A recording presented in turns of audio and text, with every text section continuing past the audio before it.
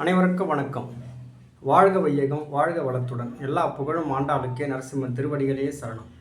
எழும்போதும் வேலும் மயிலும் என்பேன், எழுந்தே தொழும்போதும் வேலும் மயிலும் என்பேன், தொழுதே உருகி அழும்போதும் வேலும் மயிலும் என்பேன், அடியேன் உடலும் விழும்போதும் வேலும் மயிலும் என்பேன். திருச்செந்தூர் வேலவனே.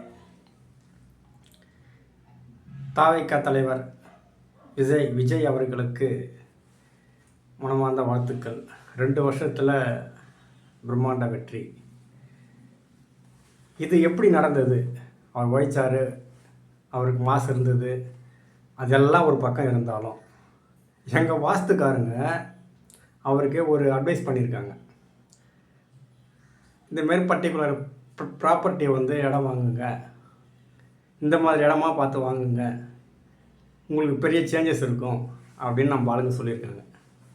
அவரும் அந்த மாதிரி அவர் வாங்கின ப்ராப்பர்ட்டி எல்லாமே கிட்டத்தட்ட அந்த மாதிரி அமைப்பில் இருக்கிற ப்ராப்பர்ட்டி தான் அவர் வாங்கியிருக்கார்.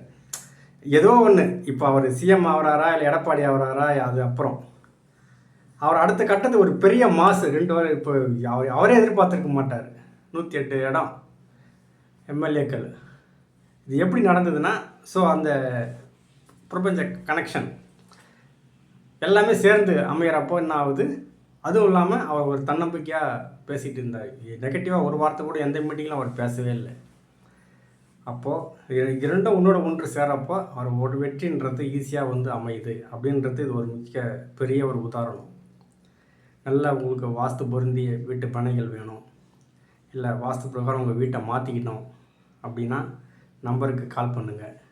8248581550. பிரம்மாண்ட வெற்றி அடையலாம், பிரம்மாண்ட வெற்றி அடையலாம்.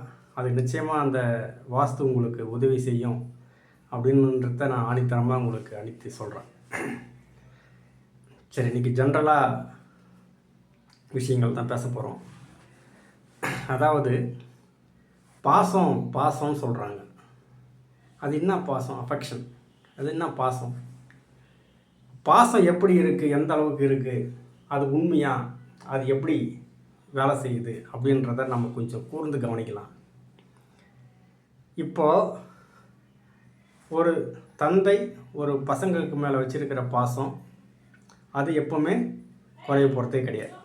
அந்த பசங்க பெரிய ஆகி அந்த பசங்க அவருக்கு கைலாசம் போகிற வரைக்கும் பசங்க மேலே வச்சுக்கிற பாசம் எப்போ ஒரே மாதிரி தான் இருக்கும்.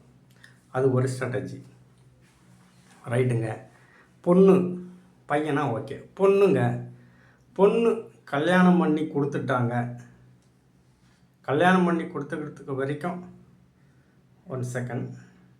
கல்யாணம் பண்ணி கொடுத்துட்டாங்க அப்படின்னா, கல்யாணம் பண்ணி கொடுத்துக்கிறதுக்கு முன்னாடி எப்படி பாசம் இருந்தது அந்த பசங்க மேலே, அந்த தாய் தகப்பனுக்கு, அதே தாய் தகப்பன் அவங்க வீட்டுக்கு அவங்க பையனுக்கு கல்யாணம் பண்ணியிருப்பாங்க இல்லையா, மருமக வந்ததுக்கப்புறம், அவங்களுக்கு பேர பசங்க வந்ததுக்கப்புறம் அந்த பொண்ணுங்க மேலே அவருக்கு பாசம் எப்படி இருக்குது அப்படின்றத கொஞ்சம் கூர்ந்து கவனிக்கணும்.